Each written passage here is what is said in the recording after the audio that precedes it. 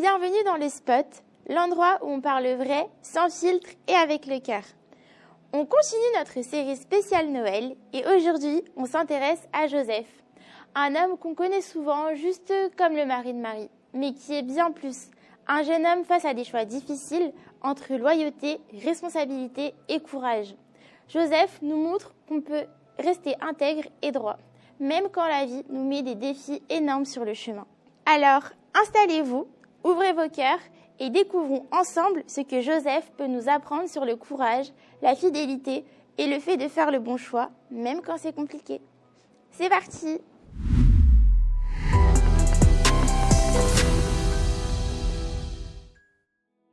Bonjour à tous, aujourd'hui nous avons le plaisir d'accueillir 4 jeunes. Valentine. Hey, je m'appelle Valentine, j'ai 19 ans, je suis en 2e année de licence de géographie. Bonjour, je m'appelle Ré, je suis en BTS Tourisme, voilà, et j'ai 19 ans aussi. Bonjour, je m'appelle Sarah, j'ai 19 ans aussi et je suis en 2e année de sciences sociales. Okay. Bon, on va rentrer dans le vif du sujet. Ouais, dis-nous, on est là. Est-ce que vous avez déjà dû faire quelque chose par loyauté ou alors que vous n'en aviez pas forcément envie, mais par loyauté? Bah, avec une question de principe. Bien sûr, ça demande de prendre sur soi. Hein. Vraiment, parce que comme tu as dit, en fait, tu n'as pas envie de le faire. Mais il faut le faire. Donc bien sûr, c'est déjà arrivé ça. D'accord. Ouais. Bah, ça me fait penser au deuxième personnage de notre série qui est Joseph. Joseph, du coup, dans quel contexte il vit selon vous?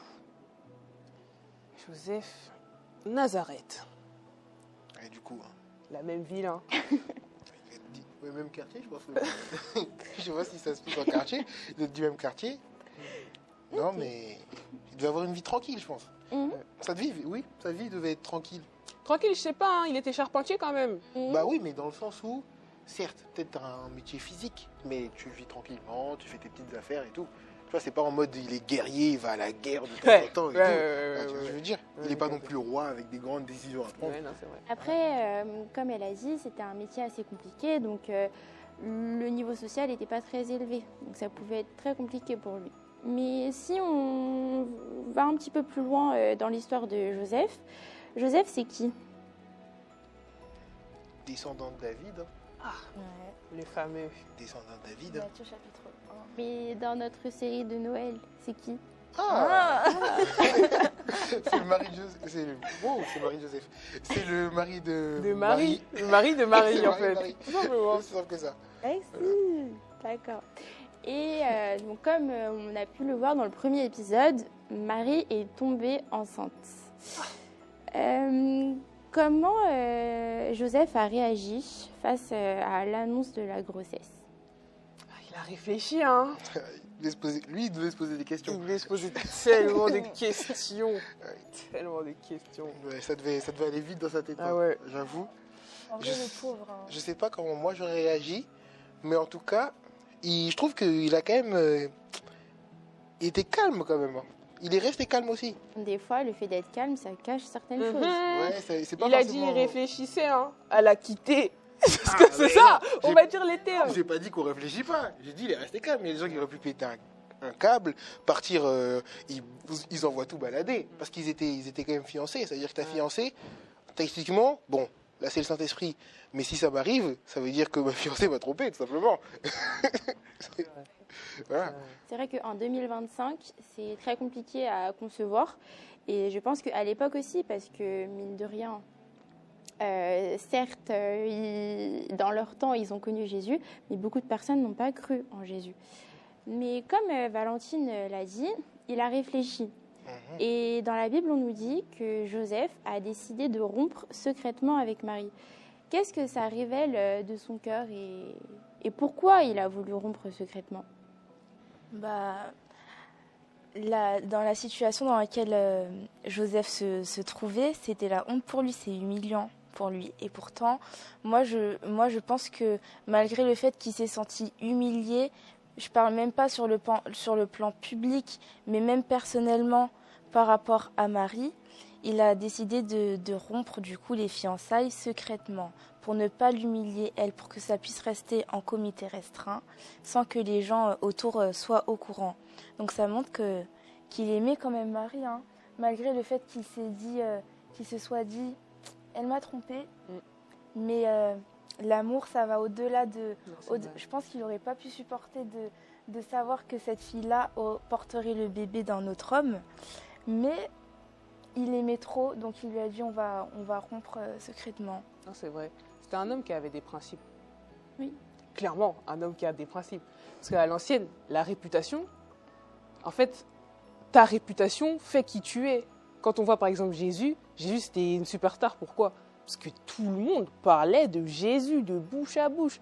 Donc là, avec Marie, c'était la même chose. Il aurait pu se dire, ouais, je vais ruiner sa vie, très clairement.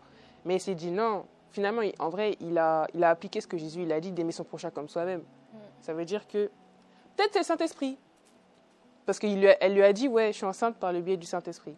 Et même si ce n'était pas le Saint-Esprit, moi, je n'aurais pas aimé quelque chose comme ça m'arrive et on me jette sur la place publique, en fait, très clairement. Donc non, franchement, c'était quelqu'un qui avait des principes et quelqu'un qui, même si Marie avait fait ça, bah, il aimait Marie, en fait.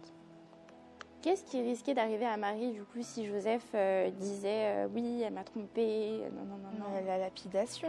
La mort, hein. La mort, il y a des chances. Hein. Lapidation. Et même si on n'arrivait pas jusqu'à la lapider, des honneurs sur sa famille, je sais pas si elle aurait pu se remarier, et je sais pas si... et je pense pas que pour une femme, surtout à cette époque-là, c'était une bonne chose de pas pouvoir se marier, quoi. Parce qu'elle aurait été coincée avec ses parents, les parents vieillissent, à un moment on peut plus gagner d'argent. C'est vrai. Parce que même, je crois que c'était pas bien vu de travailler. Hein. Ça veut dire, elle aurait... Oui, non. Ok. Ça veut dire, elle aurait dû travailler. Enfin, elle serait sortie du schéma... du schéma classique, exactement. Et on parle souvent de Joseph comme étant l'homme fort qui a assumé Marie de A à Z. Mais le fait qu'il, à un moment, se soit posé des questions, pour vous, cette manière du coup de réagir, est-ce que vous pensez que ça a été la meilleure et est-ce que vous aurez réagi comme ça? Comment t'aurais réagi? Si je me permets, je dirais, entre guillemets, que c'est la meilleure. Parce que je ne sais pas, enfin personnellement pour moi, je sais pas comment j'aurais pu réagir mieux. On est fiancés, tu me dis ouais je suis enceinte, c'est le Saint-Esprit. Hein, mais qu'est-ce que tu me racontes? C'est le voisin d'à côté, oui. C'est le tout. Saint-Esprit, Dimitri, oui. C'est Dimitri. C'est ça, ouais. N'importe quoi. Le light skin. Non, n'importe quoi. Franchement, je trouve qu'il a très bien réagi. Parce que même dans ça, il est resté, non j'allais dire humble. Un mec bien, dans le sens où on fait ça discrètement, comme ça. On se quitte discrètement, tu retournes chez toi, je retourne chez moi. On fait pas ébruiter l'affaire. Alors que ça m'arrive, je vais crier, ouais, elle m'a trompé et tout. Elle aurait su, sa mère aurait su, tout le monde aurait su. Non, franchement, je trouve qu'il a réagi vraiment, comme tu dis, dans aimer son prochain comme soi-même. Je veux, certes, je suis triste, mais faisons quand même les choses bien pour qu'on soit heureux, pour que si un jour on se recroise, bah, on est heureux d'avoir eu un bout de vie ensemble. Et je pense qu'en vrai, ça montre que Joseph, c'était un homme. Quand je dis un homme, c'est dans le sens où, tu vois, quand t'es enfant, t'as des réactions d'enfant. Comme t'as dit, ouais, moi ça m'arrive, je suis triste, j'en vois tout valser en fait, qu'est-ce qui se passe? Lui, il s'est dit, non, je vais contrôler mes émotions. Ok, j'avais trouvé Mago, ma femme, Marie, avec un grand M. Elle m'a possiblement trompée, parce que sur le moment, il ne savait pas en fait. Donc elle aurait pu que la tromper. Ouais, c'est comme ça qu'on parle français. Et il s'est dit, non, Joseph, pose-toi, fais les choses comme il faut, et juste agis bien. Donc ça montre que vraiment, en fait, c'était quelqu'un de mature aussi, tu vois, qui ne se laissait pas contrôler par ses émotions. Après, il n'avait pas le même âge que Marie. Joseph, c'était un papa. Il avait déjà une femme avant Marie. Il avait des enfants. Sa femme, je crois qu'elle est décédée. Il était veuf, c'est ça? Je crois que c'est ça. Ça veut rien dire, hein. Il y a des C'est pas parce que papas. t'es grand en âge que t'es grand dans la tête. C'est ça. Il y a des gens qui sont 10 fois plus vieux que nous et qui auraient pété un câble. Ouais. Et il y a des gens qui sont plus jeunes que nous et qui Mhm. auraient eu des meilleures réactions Ouais, c'est vrai. que nous. Enfin, que moi, je vais parler de moi. Qui auraient eu des meilleures réactions que moi, tu vois. C'était sage, il était sage. Mais ce qui me fait sourire, c'est que vous dressez un portrait assez élogieux de Joseph, mais le fait que justement il choisisse de rompre secrètement, est-ce que c'est pas parce qu'il avait peur de ce que les gens pourraient dire de lui et de la famille de Marie et de tous ses voisins? Vous pensez pas que c'est par lâcheté aussi qu'il a voulu rompre secrètement? C'est possible, mais Se dédouaner. oui, c'est possible. Mais en soi, je me dis, enfin moi, ma première réaction, si je vois ça, de gens qui sont fiancés, la fille tombe enceinte, bah c'est ton enfant en fait, Joseph. Tu vas prendre tes responsabilités, tu vas ramener la dame chez toi, et voilà. Donc c'est possible qu'il ait fait ça pour ça. C'est pas mon enfant. Je veux pas arriver au moment où je dois m'occuper de quelqu'un qui n'est pas à moi en fait. Donc on se sépare parce que me mêle pas dans tes affaires quoi. Si tu veux l'enfant de cet esprit, tu le prends pour toi. Et moi je vais faire autre chose. Mais j'avoue quand j'ai lu, c'est pas ce que j'ai ressenti. Personnellement, c'est pas ce que j'ai ressenti. J'ai plus senti quelqu'un qui, surtout que dans la suite, quand il a la visite de l'ange et que l'ange lui confirme bien que bon, c'est le fils de Dieu et que Marie ne l'a pas trompé tout simplement, il va vite la récupérer. Hein. Il a pas beaucoup hésité après. Hein. Il a pas posé de questions.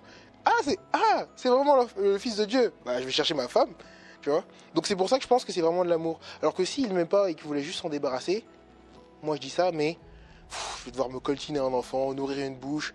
Ma femme, je vais rien faire avec elle alors qu'on vient de se marier pendant 9 mois au minimum. Bah non. Je vais pas c'est m'embarrasser avec quelqu'un qui me bloque tout simplement. Donc voilà. Et qu'est-ce que ça peut nous apprendre dans les relations d'aujourd'hui? Première chose, il faut avoir confiance en la personne avec qui tu sors. Ah, Valentine, c'était pour toi cette question? Non, il faut avoir confiance dans le sens où si tu te mets avec quelqu'un, c'est pas « Oh, je la trouve belle, oh, je trouve beau, oh, je la trouve belle ». Non, c'est vraiment, j'ai réfléchi par rapport... Comme tu as dit, Marie, dès que l'ange lui a dit elle t'a pas trompé, t'inquiète, direct il l'a reprise, ouais, directement. Simplement parce que il avait vu qu'il était Marie. C'est pas une fille qu'il a rencontrée comme ça, non, il l'avait choisie. Donc même par rapport au choix de son compagnon, plus tard, je pense qu'il y a vraiment le besoin de prendre le temps de voir qui est la personne pour pas agir sur avec les émotions, avec le physique, et vraiment la choisir, ce qui fait que je vais choisir parce que tu es comme ci, tu es comme ça, parce que j'ai remarqué telle qualité chez toi. Et ce sont ces qualités-là qui vont faire que je vais rester avec toi et je te fais confiance. Je vais rebondir sur ce que tu as dit tout à l'heure par rapport à la visite de l'ange. Pourquoi Dieu est apparu en rêve à Joseph? Et pourquoi il n'a pas envoyé un ange directement? Bonne question. Est-ce que justement, vous ne pensez pas que si, que on est tous différents et que on a une sensibilité différente à la manière dont Dieu peut se révéler à nous? Oui. On a vu dans le premier épisode avec Marie que que Dieu s'est révélé à Marie en tant qu'ange. Là, il s'est révélé à Joseph en rêve, en songe. On peut aussi se poser la question qui est qu'en 2025, il y a très peu de personnes qui ont l'apparition d'un ange qui viennent leur parler. Et dans notre société actuelle et de nos jours, comment Dieu nous parle en général? Du coup, alors je suis d'accord dans le sens où lui, il nous parle à chacun de manière différente. Et bon, comme tu disais à l'instant, c'est un peu, il fait comme il veut, en fonction de qui on est. Il a différents moyens pour nous parler. donc il nous parle de différentes manières, en fonction de notre sensibilité, comme tu dis. Et par rapport à ça, en soi, je pense que même dans le temps de la Bible, il n'y avait pas forcément tant de gens qui ont vu des anges. Juste, on a des milliers d'années concentrées en quelques centaines de pages. Du coup, on peut avoir l'impression qu'il y a un moment où Dieu il était tout le temps là et tout le monde lui parle et tout. Mais, mais je pense quand même, dans l'époque de Jésus, si Marie elle avait dit qu'elle avait vu un ange, personne ne la croit. Moi, je pense que personne ne la croit. Ouais, mais elle est folle, celle-là. Elle veut juste justifier son bébé, là. Encore, elle nous embête, là. Elle nous embête, là, avec son bébé. Mais je pense que c'est... Dieu doit se révéler avec des gens, encore, par des gens. Mais je pense juste que... Dieu parle tantôt d'une manière, tantôt d'une autre. Tantôt d'une autre, parfait. Et en fait, tout dépend de la situation de la situation de la personne dans laquelle on est. Ça veut dire, dans mon cas précis, Dieu va trouver plus judicieux de me parler par un songe que plutôt de me parler de manière spectaculaire par l'apparition d'un ange. Ou bien il va me parler plutôt à travers ta bouche, tu vas venir me parler, ce sera le Saint-Esprit qui va te dire quoi me dire. Ou bien il va me parler par l'Esprit, par une conviction forte, ou bien tout simplement par une paix intense que je ressens dans mon cœur, dans une situation où je ne suis pas censée ressentir la paix. Par exemple, Dieu parle à chacun par des manières différentes en fonction de la situation dans laquelle il se trouve et selon son gré, en fait, selon sa volonté. Et pour vous, qu'est-ce qui est plus facile, on va dire, écouter ou appliquer? Il y en a un qui est facile. J'avoue. Je pense en vrai, bon, si vous choisir, en soi, le plus simple, c'est d'écouter. Parce que souvent, on va dire, ouais, Dieu, il ne me parle pas. Dieu, il fait ci. Dieu, il parle qu'à telle personne et tout. Comme il disait tout à l'heure, il parle que dans la Bible. On dirait, il y avait une tendance, tout le monde parlait à Dieu et tout. Eh bien, je pense que le problème, c'est vraiment nous, dans le sens où Dieu nous parle encore aujourd'hui de manière différente. Mais il va vouloir te parler, par exemple, à toi, Rebecca. Mais toi, tu vas dire, oh Seigneur, tu ne me réponds jamais. Ouais, pourquoi tu ne l'entends pas? Parce que tu es toujours occupé sur tes affaires, en fait. Tu es toujours occupé dans ton quotidien. Tu me dis, parle-moi, Seigneur, parle-moi. Tu me fais que de m'envoyer des paroles comme ça. Je te dis, bon, je vais te répondre. Et tu dis, bon, telle personne a fait une nouvelle story. Il s'est passé telle chose, j'ai tel devoir, j'ai tel truc. Ou encore, pire, entre guillemets. Non, pas pire, mais... Ou même, on va rester focalisé plus sur le problème que sur le fait que Dieu peut nous répondre. Ou même a déjà répondu, en fait, à ce problème. C'est tellement vrai. En fait, nous, les êtres humains, on pense que Dieu ne nous parle pas, sauf qu'on a un Dieu vivant. On a un Dieu qui nous parle quotidiennement, il nous parle. Et en fait, très souvent, c'est nous qui sommes trop distraits pour entendre la voix de Dieu. Et il faut savoir aussi à nous d'être à l'écoute. Il faut apprendre à être à l'écoute. Il faut apprendre à entendre la voix de Dieu et aussi avoir l'esprit de discernement. Parce que des fois, c'est Dieu qui nous parle, mais des fois, c'est quelqu'un d'autre. Parce que l'autre personne à côté, elle regarde, elle voit la situation et ça lui plaît pas, elle se sent menacée par ça. Donc elle va te parler, elle aussi. Il faut avoir l'esprit de discernement.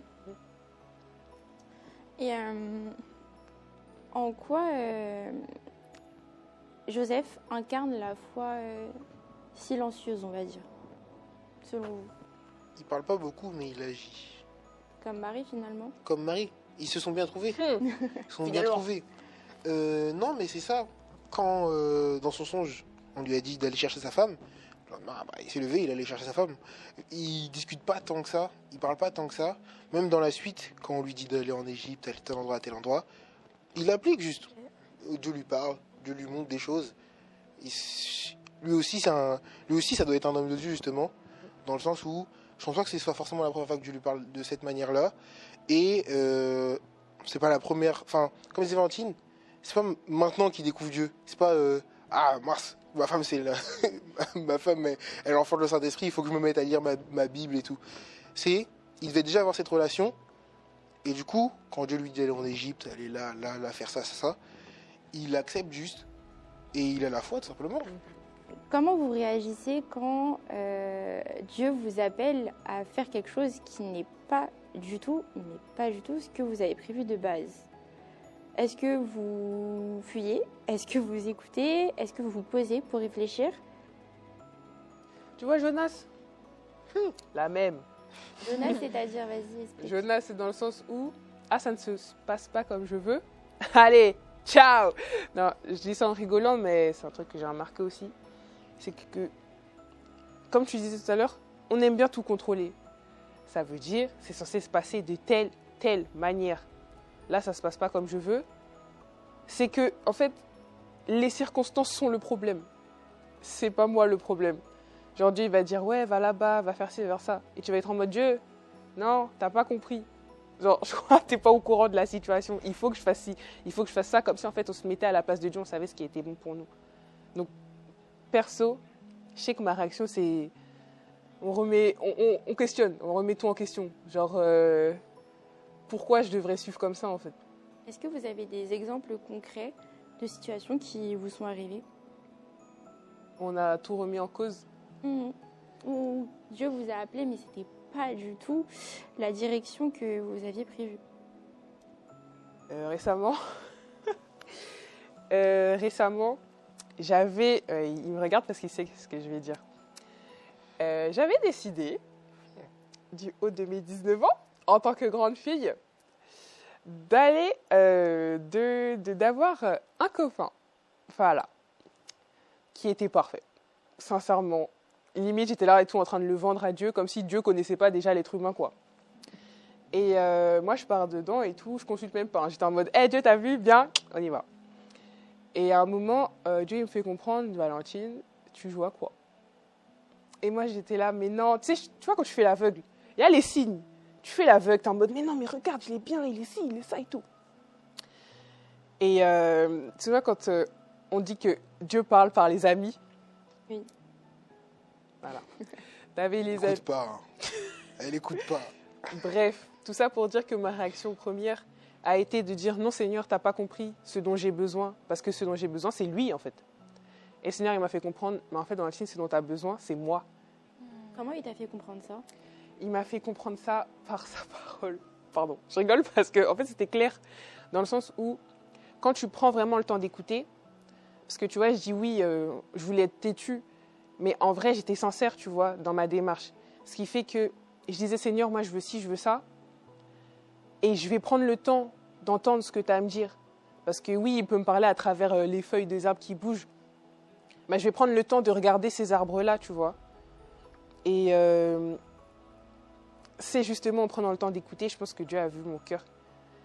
Et ben, c'est vu dans ma tête que c'est évident, Valentine. Ça ne peut pas se passer comme tu veux parce que ce que tu veux n'est pas la bonne chose pour toi. Et c'est même pas ça, c'est plus, c'est pas la bonne chose pour toi et j'ai de meilleurs plans pour toi. Voilà. Justement, comment c'est possible de rester fidèle à Dieu quand tout ce que tu voulais, tu ne l'as pas et que tu te questionnes, que tu es dans, du coup, un moment de ta vie où tu es dans le flou? Comment vous faites? Comment je fais? Alors, j'ai envie de dire, personnellement, j'ai de la chance, parce que je suis né dans une famille chrétienne. Du coup, entre guillemets, ma famille est dedans, donc j'ai pas vraiment de personnes qui peuvent me pousser un peu en dehors de ça. Mais je dirais, personnellement, je me laisse porter. Quand je comprends plus rien, du tout, franchement, je lâche tout. Et jusqu'à présent, ça a fonctionné. Comment tu as appris ça? Comment j'ai appris ça? Petite anecdote du coup. Je cherchais une alternance l'année dernière. Je devais en avoir une le 31 décembre. On était le 26 décembre. Je n'avais rien. J'étais dans un stage, dans un restaurant. Ils voulaient que je travaille le samedi et aussi le jour du Nouvel An. Alors qu'on avait fait un événement et tout. J'étais là, mais c'est pas possible. Ils voulaient pas me libérer le soir du Nouvel An. J'ai paniqué, je comprenais plus rien. Je commençais un peu à m'énerver. J'étais pas comme Joseph. Je commençais à m'énerver et tout. Et dans mon lit, je me suis rendu compte que je gérais plus rien du tout. J'ai lâché. C'est vraiment, imaginez, j'ai une corde dans les mains. Je l'ai lâché. Le lendemain, j'appelle. On me dit, ouais, ton stage il fonctionne pas. Pars. Du coup, j'étais là pour le Nouvel An. J'ai passé un super Nouvel An. Et j'ai rien compris. Et en janvier, on était le 12 janvier, c'était le 31 décembre. Des gens que j'ai pas envoyé de CV. Ils m'appellent, ouais, on a vu ton CV, viens. J'ai eu une alternance le 12 janvier. C'est pas agréable. Et voilà. Donc, j'ai bien fini par comprendre, même si avec de la difficulté, que, bon, ben, quand Dieu il te dit de lâcher la corde, tu lâches la corde et ça va bien se passer, en fait. Mais du coup, c'est pour ça que, quand c'est vraiment dur, parce que j'ai toujours envie de garder la corde quand même, quand c'est vraiment dur, je lâche parce que j'ai plus la force. Et quelle qualité de Joseph vous inspire le plus? Parce que vous avez parlé plutôt de sa résilience, de sa foi, mais est-ce qu'il y en a une autre qui vous appelle? Personnellement, en tant qu'homme, par rapport à, comme disait Valentine, c'est celle où il est capable de rester très calme dans une situation qui est quand même assez, je dirais pas grave, mais qui peut amener beaucoup de sentiments, d'émotions à t'emporter. Et il est resté très calme. Et c'est vrai que bah, j'admire ça. J'aimerais pouvoir rester tout aussi calme. Et que dans n'importe quelle situation, même si c'est la tempête autour, que tu puisses rester très calme. Et dans un sens, je dirais un peu calculateur, dans le sens où il a réfléchi, c'est quoi la meilleure solution pour nous? C'est séparer discrètement, chut. C'est le meilleur truc, faisons ça. Puis voilà. Vous avez des tips pour apprendre à lâcher prise petit à petit? Parce que je pense pas que ça se fasse du jour au lendemain comme ça. Dur, hein. C'est dur, hein. Est-ce que j'ai un tips? Je sais pas si j'ai vraiment un tips.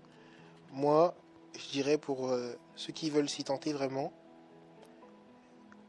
même si vous y croyez pas vraiment, mais d'essayer et de parler à Dieu et de lui expliquer que vous avez peur de lâcher prise, et d'essayer d'en discuter avec lui. Parce que moi, c'est la seule façon c'est le seul tips que j'ai eu, parce que c'est comme ça que ça va fonctionner avec moi. D'essayer d'en discuter avec lui, de lui expliquer que ça fait peur, parce qu'il sait en réalité. Il veut juste qu'on accepte son aide. Donc, lui en parler, parce que ça fait peur, parce qu'on aime bien avoir le contrôle, parce qu'on comprend pas ce qui se passe, et qui va nous aider. C'est lui qui va nous donner les tips qui sont bons dans notre situation. Mais est-ce que Dieu, c'est la seule solution? Parce que vous êtes persuadé que seul Dieu répondra et vous aidera. Mais est-ce que Dieu, c'est la seule solution? According to my experience, non. Puisque j'ai la foi, je sais que oui. Parce que je suis convaincue en fait. Je suis convaincue et ça a fonctionné. Et pourquoi t'es convaincue? Je suis convaincue parce que y a eu tellement de galères. Il y a eu tellement de galères où, comme disait Ray, la réponse c'était lâcher prise. Ça veut dire que même au fur et à mesure du temps, même si je suis têtue, je sais très bien. Au fur et à mesure du temps, j'ai appris que justement ces émotions, toutes ces pensées, toutes ces choses, en fait elles seront là. Qu'on le veuille ou non, il y aura toujours un truc pour dire « Ouais, mais regarde, ça peut se passer comme ci. Ouais, mais regarde, ça peut se passer comme ça. » Je pense que le but, même simplement en tant que personne, c'est d'apprendre qu'il y aura toujours des choses comme ça, des doutes, des trucs comme ça. Mais le plus important, c'est de, comme disait Ray, lâcher prise. Mais lâcher prise, c'est quoi? C'est de « Ok, elles viennent dans ma tête. Qu'est-ce que je fais ?» Simplement, je fais rien. Et je me persuade que c'est pas la vérité parce que ça peut pas, entre guillemets, ça peut pas se passer comme ça parce que je sais que ça ne se passera pas comme ça. Imaginons, tu es là et tout, tu dois faire un show. T'arrives, t'as le trac de fou, malade, parce que tu te souviens que tu dois faire un show. Ouais, mais ok, il y a ces personnes qui disent « Ouais, mais regarde, il y a beaucoup de gens, ils te regardent tous et tout, oh là là, ça fait peur. » Ouais, mais garde en tête que si tu as eu tout un parcours de vie qui a fait que aujourd'hui, tu peux faire le show, tu es quelqu'un de qualifié en fait. T'es pas juste quelqu'un qu'on envoie comme ça, allez, parle à des milliers de personnes. Non, pas du tout. Les circonstances ont fait que tu es là aujourd'hui. Et si tu es là, c'est parce que tu es capable. Ce qui fait que je pense qu'il y a toujours le besoin de relativiser. Genre, vraiment. D'où le besoin de... Quand il y a une émotion qui vient, stop. On réfléchit. Et au fur et à mesure du temps, je pense ces petits tips-là qui nous permettent de devenir des Joseph, en fait. Des personnes qui vont savoir allier sagesse aux circonstances de la vie. Moi, je pense aussi que on devrait aussi apprendre à accepter certaines situations qui nous tombent dessus. Il faut l'accepter, faut dire à son cerveau, faut conditionner son cerveau à ce que c'est comme ça et c'est pas autrement, que je le veuille ou non. c'est pas le plan de Dieu, c'est mon plan, mais pas celui de Dieu. Alors, je suis obligée d'accepter.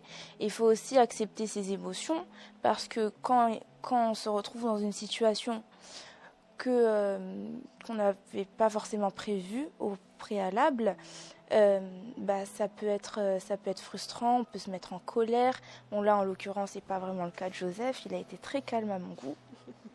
Mais ça peut être frustrant quand même. Donc, il faut se dire, ok, il faut accepter ses émotions, il faut accepter la situation dans laquelle on est. C'est tellement important d'accepter ses émotions. J'ai l'impression qu'on est dans un cours de développement personnel. Non, mais c'est vrai, parce que souvent les émotions viennent et directement on est c'est négatif et tout. Non, en fait, quelque chose arrive, je suis triste, je me sens triste. Pleure en fait. C'est ça, pleure, vraiment. Ok, merci beaucoup en tout cas pour cet échange, c'était super et j'espère qu'on sera tous des Joseph. Merci beaucoup.